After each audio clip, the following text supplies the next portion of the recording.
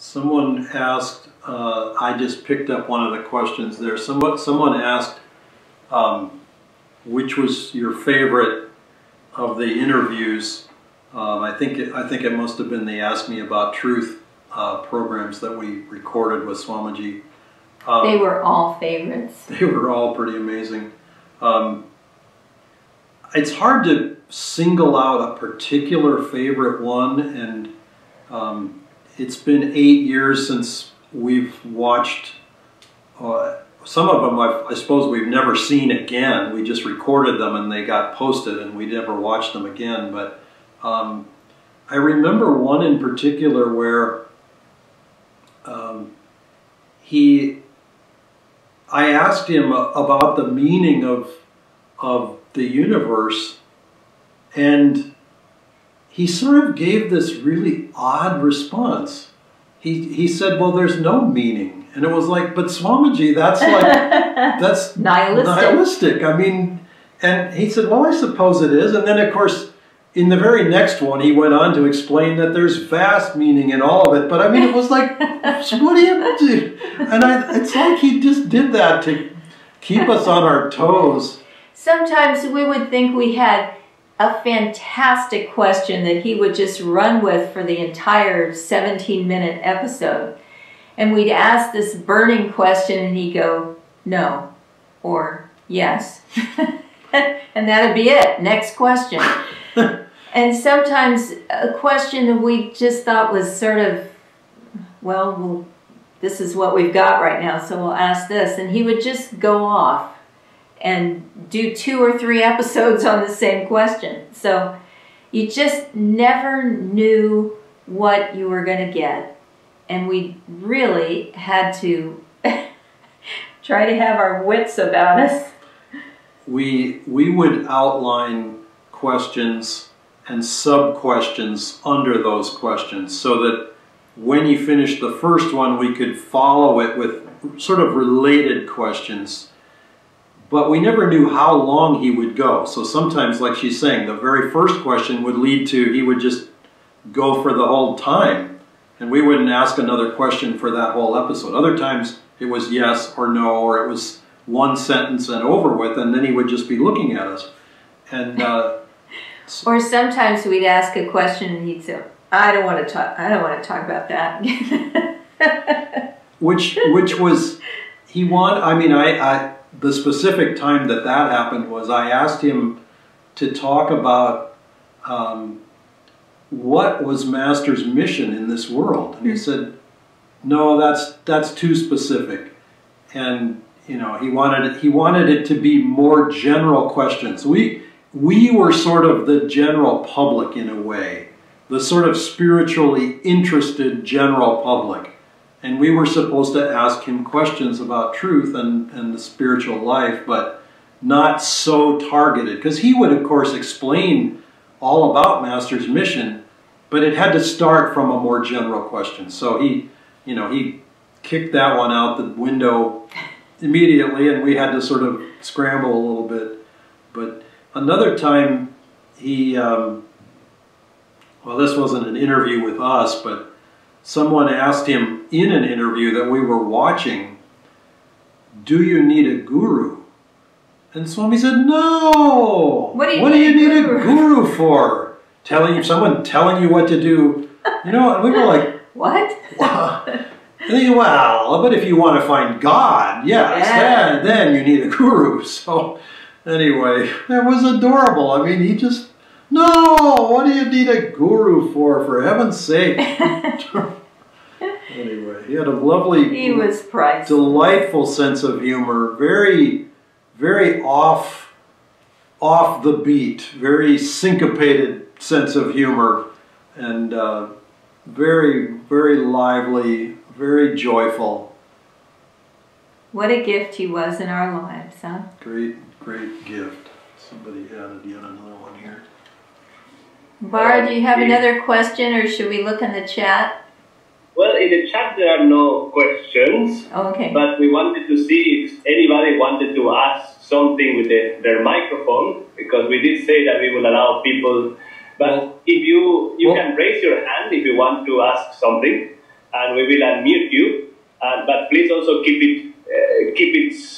They are giving the satsang. We are not giving the satsang. So I'm gonna answer. There was one question that came in, and I'm gonna answer that real quick while everyone is thinking of all the wonderful things they're gonna say or ask.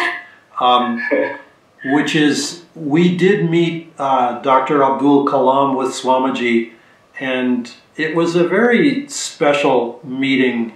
Swamiji was presenting him the book, The Essence of the Bhagavad Gita, explained by Master. And, you know, so we were with Sri Kartikeyan, and then the two of us and Swamiji, and we went to Rashtrapati Bhavan in Delhi, and we just felt so lovingly, graciously received. Dr. Kalam even said the words, literally said these words to Swamiji, "Maybe I will become your disciple." And I think they were very connected in some way. I can't really articulate how. It was a beautiful vibration between them. Beautiful, lovely vibration, very respectful, very loving. It was not a long meeting. It was 20 minutes maximum, but we just felt very beautifully received and very much at home there on some level. You know, you go to a place like that, you could feel very uncomfortable. You could feel like, what if I do something wrong? You know, three of us did not come from India, Kartikeyan, of course, from India, but, you know, it would be easy for us to feel like, what if I say the wrong thing, or if I do the wrong protocol or something? And there was none of that. It was just such a sweet, lovely, gracious hosting from the staff, and so gracious from him, and it was just really quite beautiful and inspiring. And Swamiji is not an easy person to impress, and he was very favorably impressed, and I can say that honestly from my heart. It was a beautiful, beautiful meeting. Not long, but a lovely meeting. So now, I think somebody cheated and sent you a private question. Oh my goodness. But we have Prasanna has a question, so I'm going to unmute him, or ask him to be unmuted, and he can ask the question. Right. Thank you, Bara. It's not a question, but I just wanted to thank Dharmarasti and Nirmalaji. Ever since the lockdown, you've been putting these kirtans and short satsangs, and that's been my go-to inspiration every day. So, thank you for so religiously putting one out every single day. That's really inspiring. Thank you very much. Thank you. God bless you. God bless you. As they mentioned, they have a YouTube channel, Ananda Sacramento.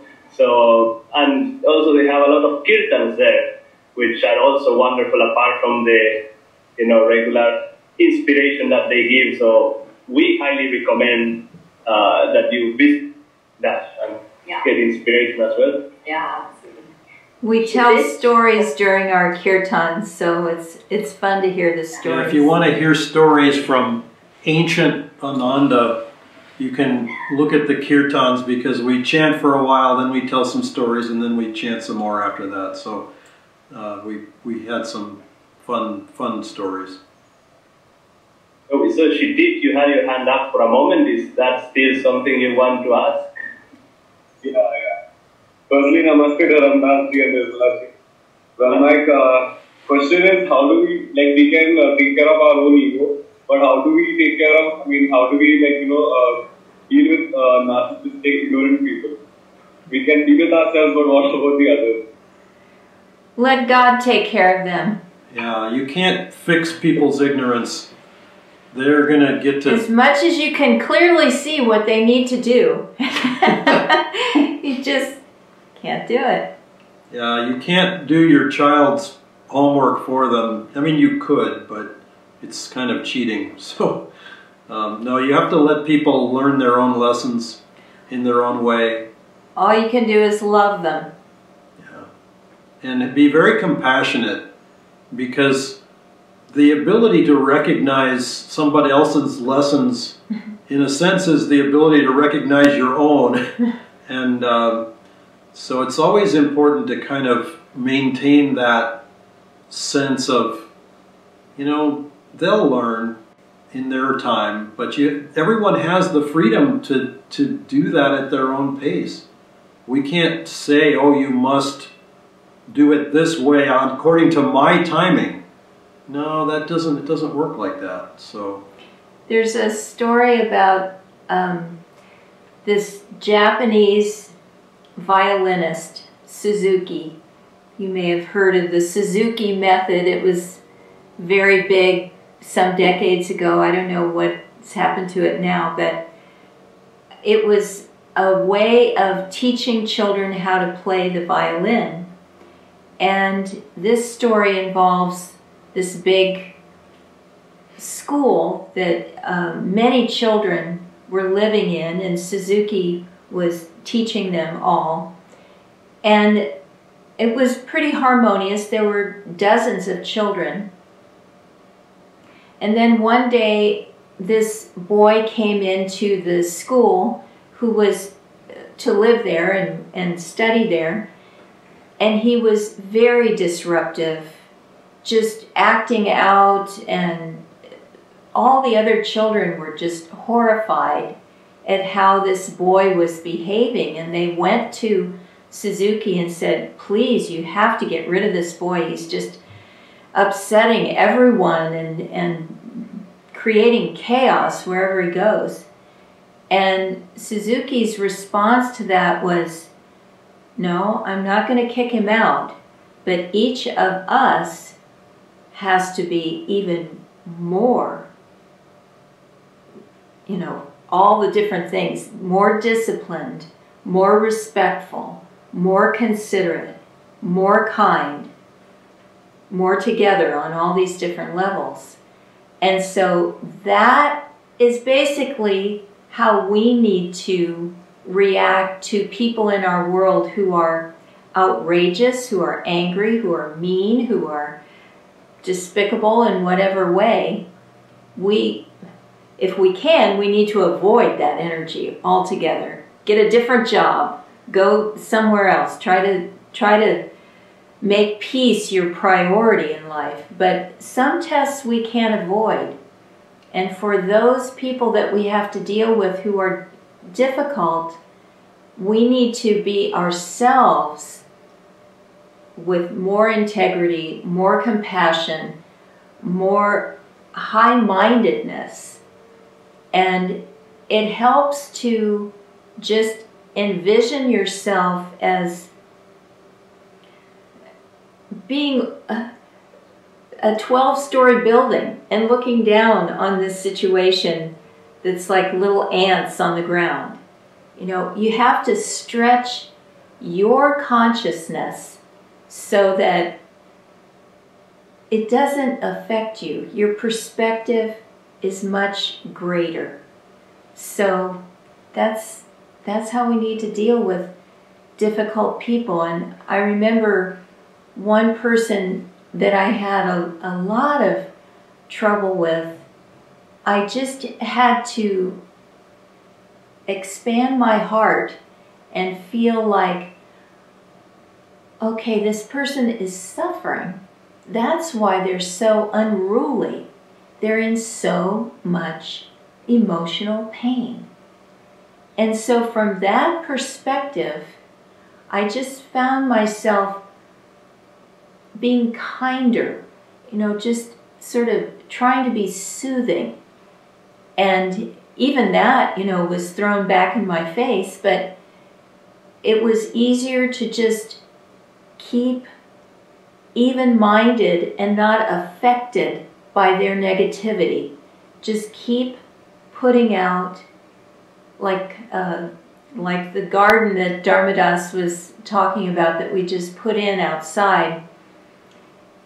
The little sprinkler system, the little drip system where you just keep giving kindness. Just keep giving love. without expecting any results, but just keep giving Master's vibration. We want to actually show you that garden, and I was going to take you on a little 3-minute tour if we can do it. But if people want to ask questions, that's fine too, whatever. Whatever you all want, but I thought it'd be fun. You know, it's daytime here, so you get to see the morning in California. I think that would be lovely. We certainly have a final question for you because we've been going for over an hour now. Okay. And we don't want to take all your time, but you seem to be happy to just keep going. No, we're enjoying being We love together. you guys. Yeah, very happy. I'm glad the garden and then the final question. Yeah, maybe just show us the garden. We would love to see that. Okay. I'll get the phone. Somewhere here we're going to see Babaji. Okay. We see far away Babaji's head, but because we know Babaji's there. Oh yeah, it's Babaji's there. So this is what we call the Babaji Garden. It's looking a little unruly right now because the grass needs to be cut. But, it doesn't look unruly at all. Okay. And we created this, Bara, you guys maybe haven't seen this. We created this little gazebo. We're calling this the Swami Kriyananda Pavilion. It's a very fancy name for...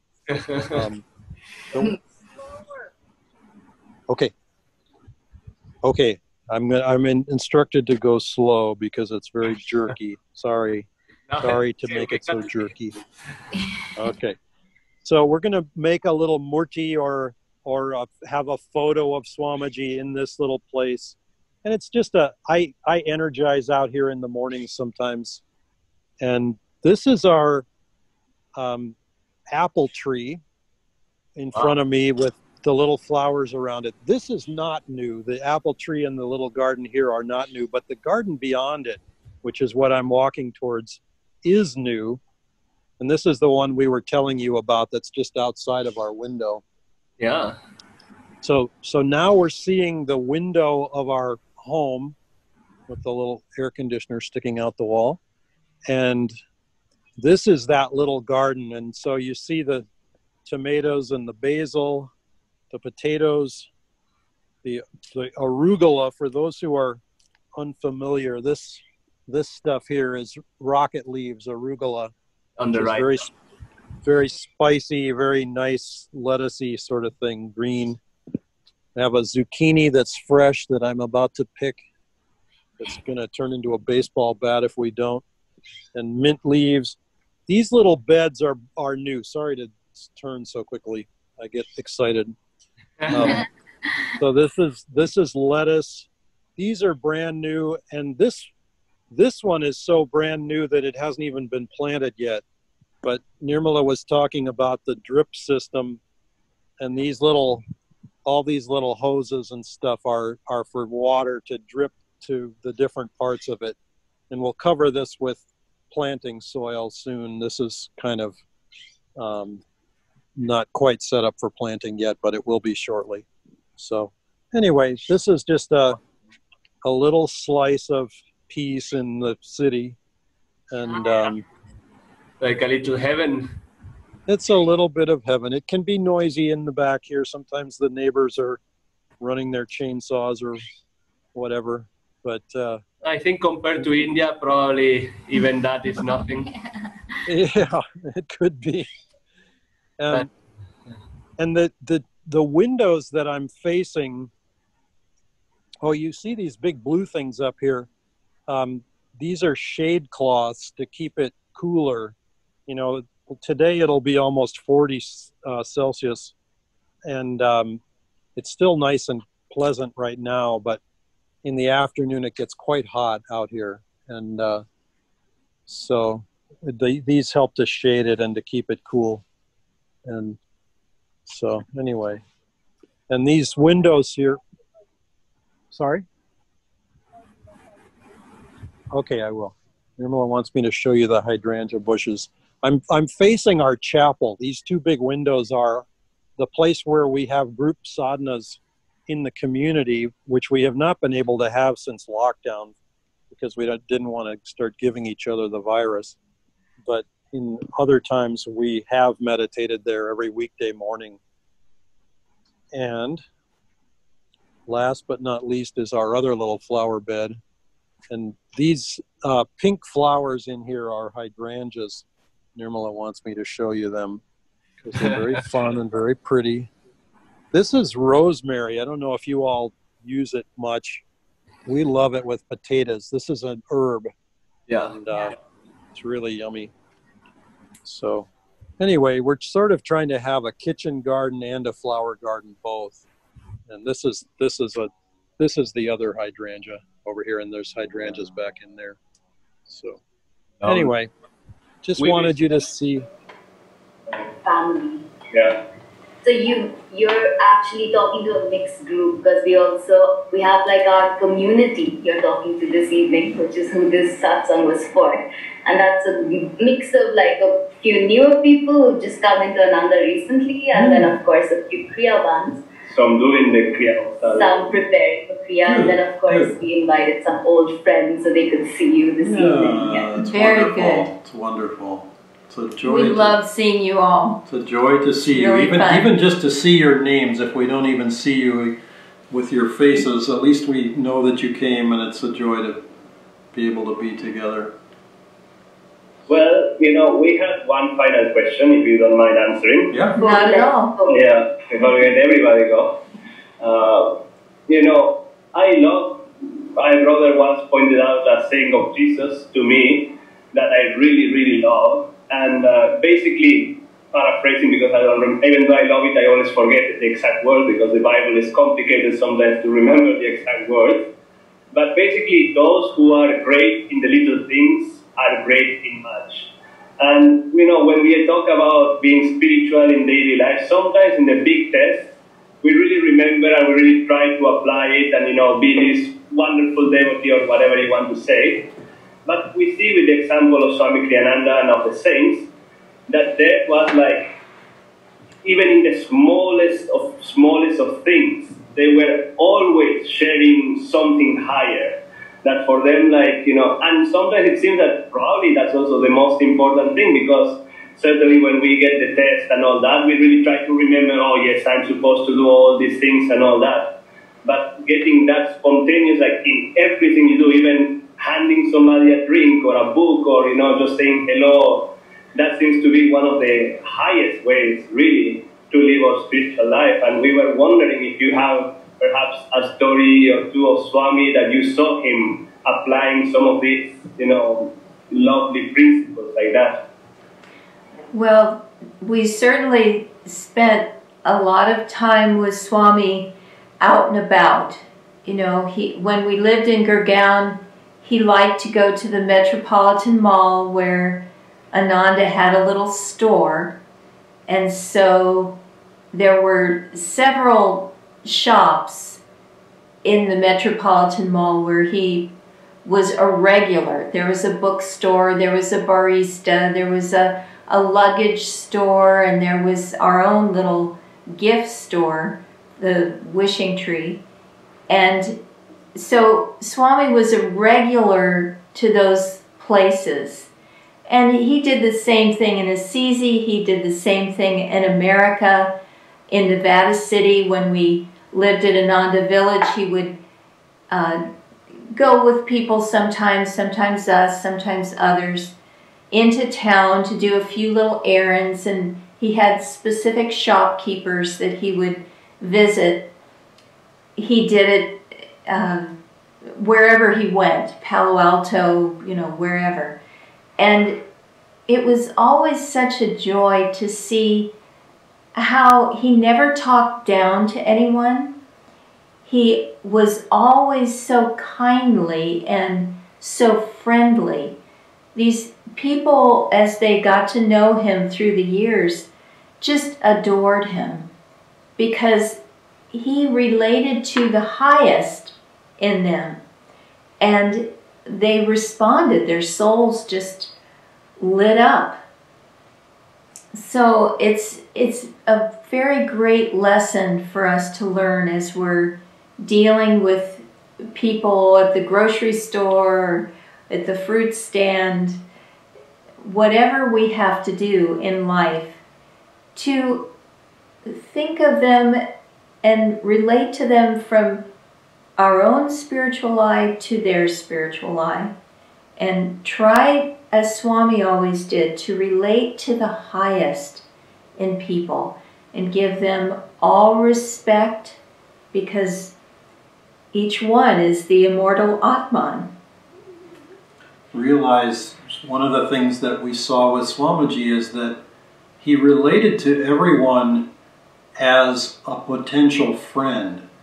Now, some people were far too coarse to ever achieve that friendship or respond appropriately to that in him, but for his side, he never slammed the door. He might withdraw if someone was insulting or abusive to him, but he never closed his heart to the possibility, because he always saw God is present everywhere. Even in in the center of the earth, God is present in the farthest reaches of space. So of course he's present in every other person, but that's just an abstraction until we actually start to feel it in our own hearts. And so every moment for Swamiji was a precious opportunity. And that's why you could see him respond in these divine ways. And Bara, like you're saying, the way he would hand a cup to someone, or the way he would make a gesture, a hand gesture, a facial expression, they were all an expression of his consciousness, which was always reaching upward. And he may not have had a, in Europe they paint saints with a halo around their heads.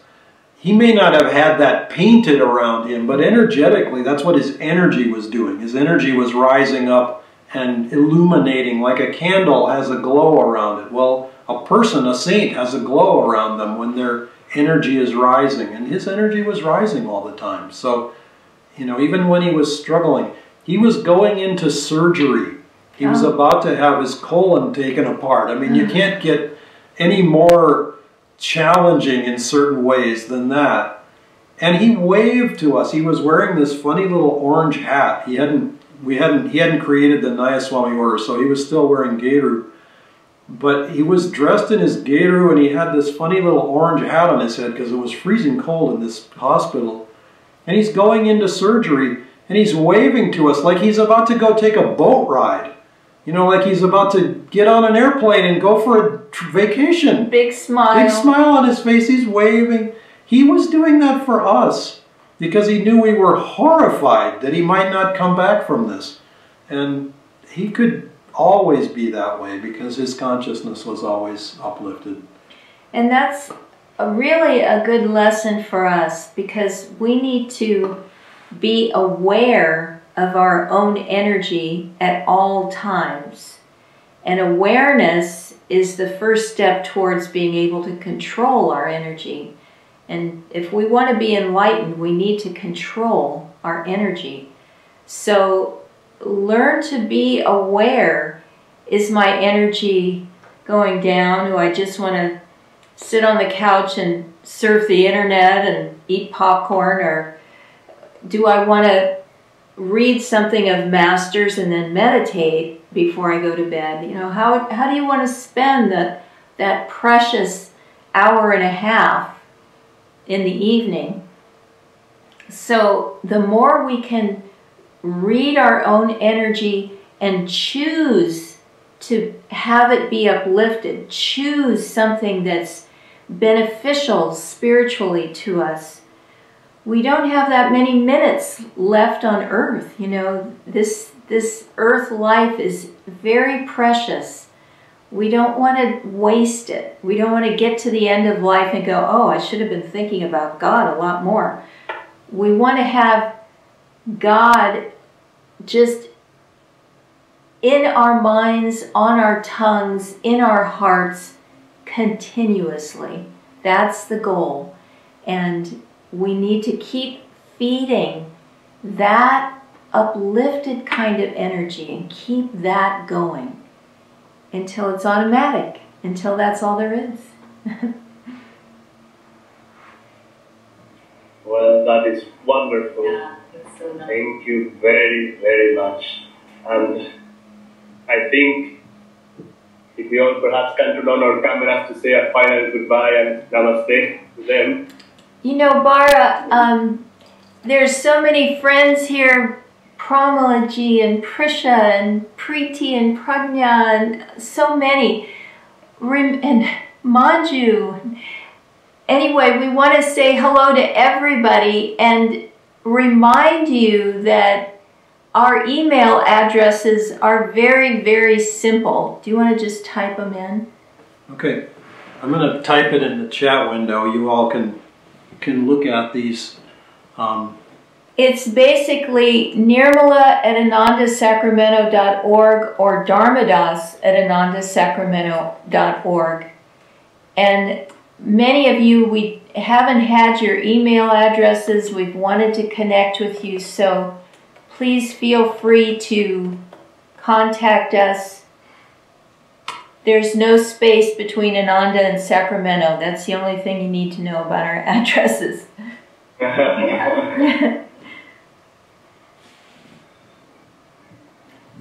Well, we hope to also have them back in the future, so it's not that we are going to see them and now it's, you know, goodbye forever or anything like that. Because I think everybody's been enjoying, we certainly have been enjoying, and they have been enjoying, and It's been wonderful. everybody's been there attentively for over an hour, so. We kept you a long time. We kept you up at night. It's kept you up past your bedtime. And nobody wants to leave. Well, let's just chant Om together and visualize the world healed and blessed through God's grace, that we can let this virus go, that it will have taught humanity the lesson it needs, and we can be back together in satsang very soon. So let's feel God's blessing flowing out to the world through the power of Om.